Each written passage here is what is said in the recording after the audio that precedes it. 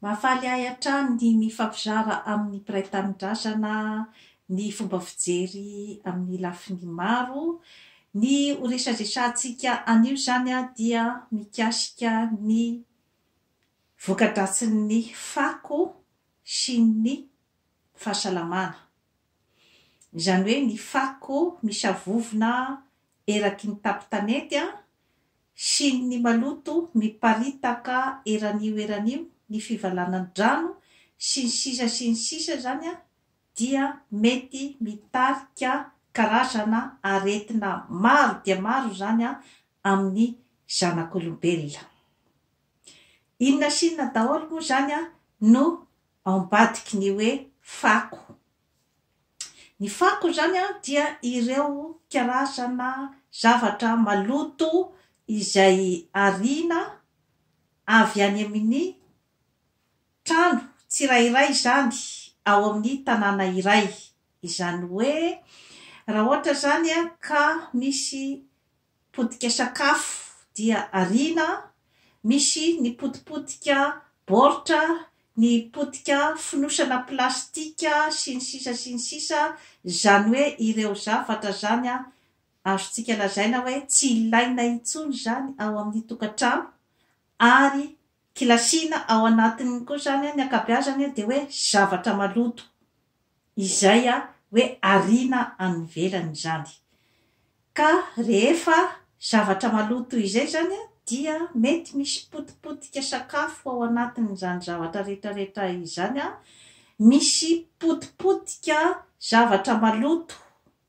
Ka rehefa hoe ao anatin'ilay hoe kilasiana amin'ny zavatra maloto zany dia misy ny mikroba izay mety mipetraka zany ao anatin'ireo fako ireo,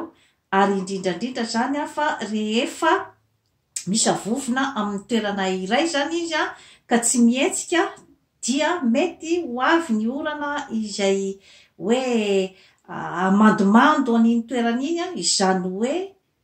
mampirisika bebe kokoa zany ny ataontsika hoe fitombon'ny mikroba zany amin'ireo hoe fako mivangongo eranio. Maginy fotsiny zany ny hoe resaka fanaovana maloto etsy aroa zany sy ny hoe fivalanan-drano, satria ao anatin'ireo maloto izay apetraky ny olona zany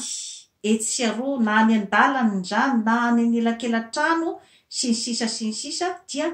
mety misy ny karazana mikroba izay niala tao amin'ny tenan'ny olombelona iray. Ao anatin'izany ny ataontsika hoe ny amiba ohatra, ny salmonellose, reny zavatra rehetrarehetra ireny, ny kankana, dia mety izany ireo hoe karazana mikroba ireo zany izay hoe misy lalitra zany izay mihinana azy, ka ilay lalitra zany dia mety mitety karazana sakafo eny an-dalambe, mety mitety an'ireny anana, voankazo sy ireny hoe hani-masaka eny an-dalambe ireny zany ilay karazana hoe mikroba entin'ny lalitra zany. Mila fantatritsika daholo manko zany zavatra rehetrarehetra izany mba hahafahantsika zany mieritreritra ny hoe atraiza zany ny karazana danger entin'ny fivangon'ny fako maro be loatra zany amin'ny toerana iray manontolo izany. Dia eo ihany koa zany ny hoe mety rehefa mihinana an'ireo karazan-javatra ireo zany izay hoe mety hisy contamination avy amin'ny mikroba miparitaka eranio zany dia mety mandeha any amin'ny olombelona iray zany izay mihinana an'ireo karazan-tsakafo zany izay zavatra izay dia mamparitaka zany ny mikroba, ka dia mahatonga ny areti-kibo sy ny fivalanan-drano any amin'ny olombelona zany, indrindrandrindra moa zany eo amin'ny ankizy. Mety misy ihany koa zany ny conséquence amin'ny hoe mifoka an'ilay mikroba, ilay rivotra maloto zany avy any amin'ny fako, ny olombelona izay mipetraka ao amin'ny tanàna iray feno fako dia miditra any amin'ny taovam-pisefonana ny appareil respiratoire zany zavatra zany ary dia manome microbe izay mitoetra ao amin'ny olona ao amin'ny tanàna zany dia mety manome karazana zany an'ireo hoe aretina avy amin'ny taovam-pisefona zany toy ny asthme sy ny bronchiolite sy ny karazana aretina ny tratra amin'ny karazany maro samihafa ny allergie sy ny sisa zany. Ka eo zany no mila hoe hitandremantsika zany ny amin'ny hoe resaka fivangongoan'ny fako be loatra zany ao amin'ny tanàna iray ary mety misy ihany koa ny hoe conséquence amin'ny resaka hoe psychologique zany ao amin'ny olombelona amin'ny tanàna feno fako satria na ny fofon'ilay fako dia efa manelingelina zany an'ilay hoe fifamoivoizana sy ny hoe karazana bien-être na ny sensation mahafinaritra zany izay tokony hoen'ny olona tsirairay zany dia voaelingelina zany amin'iny hoe fofona maimbo sy maloto zany ao amin'ny tanàna iray. Dia eo ihany koa ny maso izay hoe tonga dia kivy zany manome akivina ny population zany ny fisian'ny fako mivangongo eranio ary indrindra koa zany dia misy karazana hoe reflet na eo amin'ny resaka tourisme zany satria ny tourisme rehefa teo tonga amin'ny toerana iray indrindrandrindra zany dia hoe amin'ny tany mahantra tany andalam-pandrosoana dia ny zavatra mba atenainy zany dia ny hoe ahita rivo baovao, ahita zavatra natoraly mirentirenty eranio zany ny maitso mavana iny zany no tena mba hoe atenain'ny touriste zany rehefa tonga amin'ny toerana ohatran'ny Madagasikara sy Afrika ireny izy ka miteraka zany karazana akivina zany amin'ny olona izay mahita an'ilay fako mivangongo. Ka eo amin'ny resaka toe-tsaina koa zany dia mety miteraka ihany koa zany ny ataontsika hoe dépression nerveuse zany amin'ny population ny fahitana ny fako mivangongo be loatra. Dia misy ihany koa zany ny hoe conséquence psychologique amin'ny fako mivangongo be loatra dia ny hoe iza zany no olona responsable zany anio. Mila mipetrapetraka tsara matsy zany ny zavatra ohatran'izay ao amin'ny tanàna iray satria hoe ny tanàna iray dia tokony isy responsable daholo zany ny akolafin'ny-javatra rehetrarehetra izay mikasika ny vahoaka sy ny manodidina azy ary ny tontolo iainana. Ka rehefa mahita ny fako mivangongo be loatra zany dia tonga dia ohatrany hoe misy zany an'ilay ataontsika hoe zany hoe sentiment d'abandon, izany hoe ilay karazana fieritreretana zany hoe ohatrany tsy misy mpikarakara eto amin'ity tanàna ity, ohatrany tsy misy olon-dehibe ve eto amin'ity tanàna ity, ohatrany hoe tsy misy autorité, tsy misy responsable ve ity tanàna ity.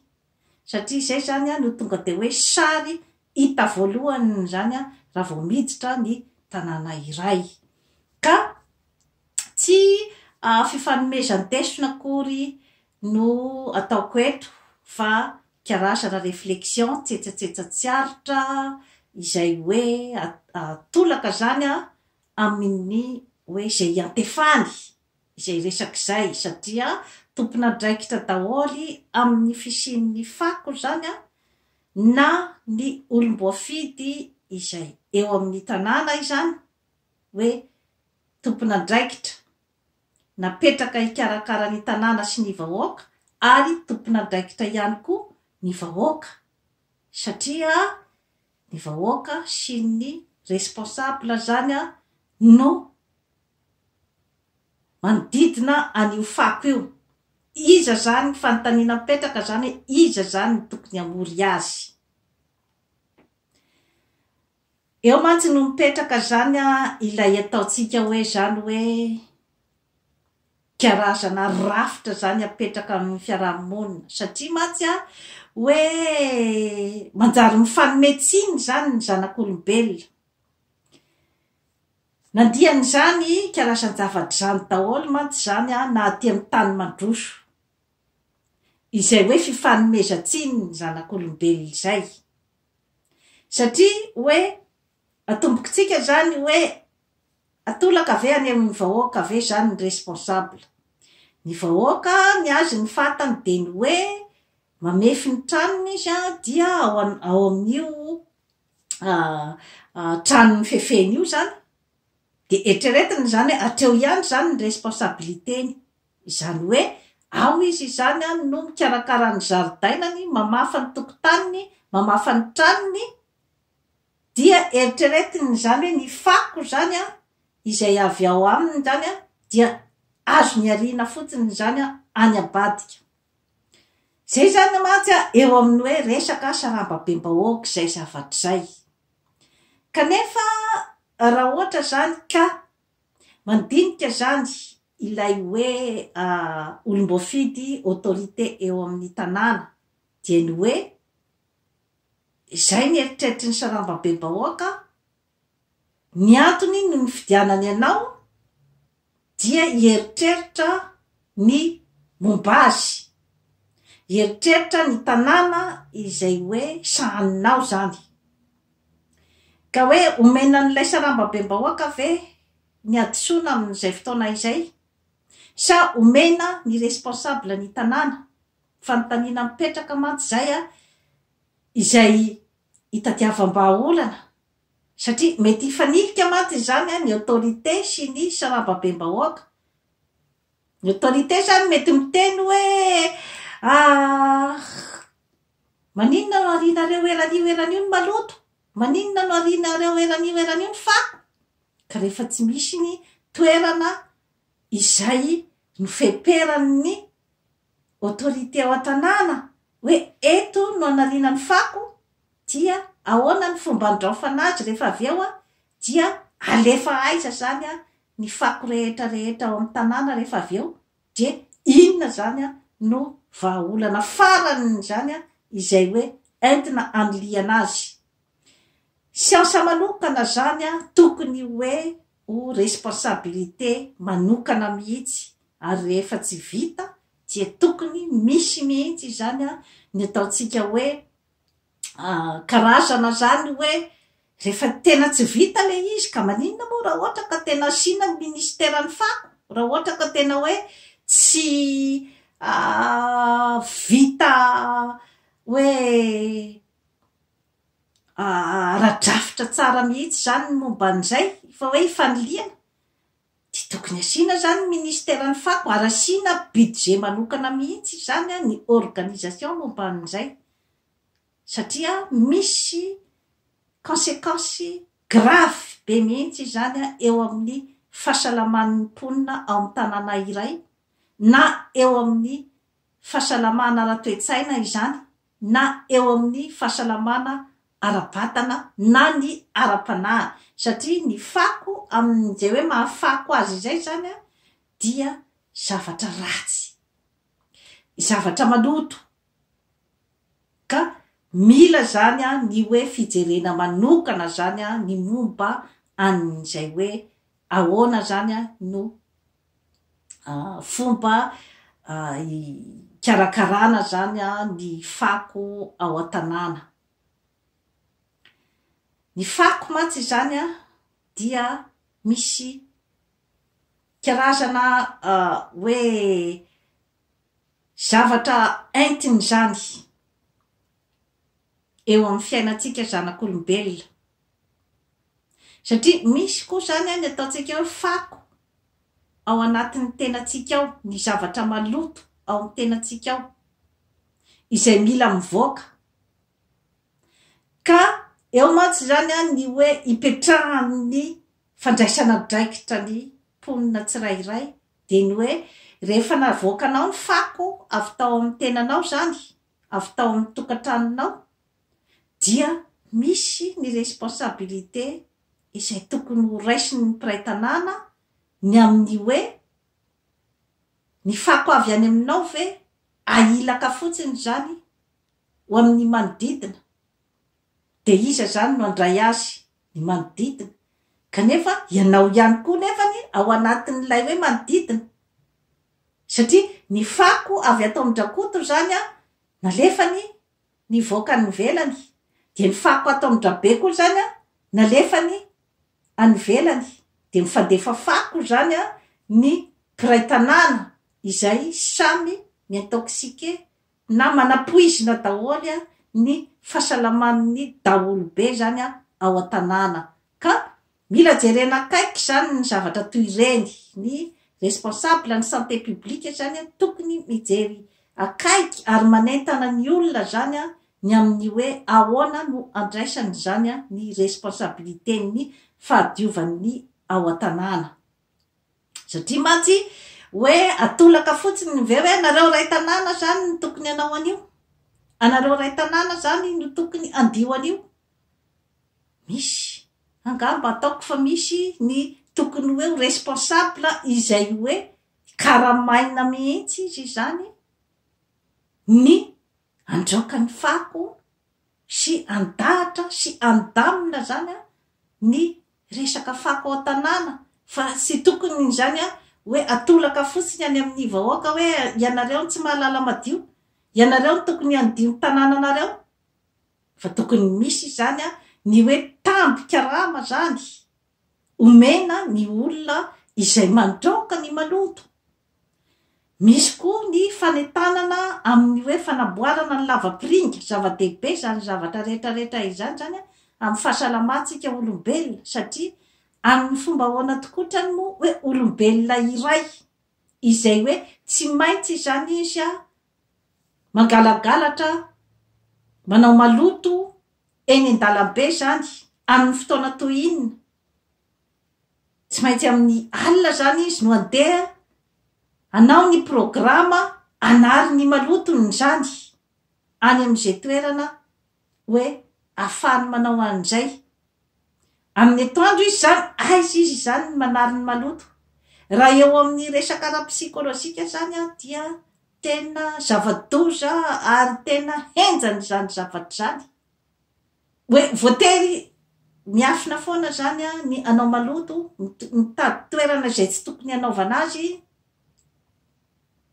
Misy zany karazana hoe ady-saina mahery vaika mihitsy zany ao amin'ny olona ao an-tanàna amin'izay hoe resaka fanariny ny maloton'izay. Kanefa isika olombelona dia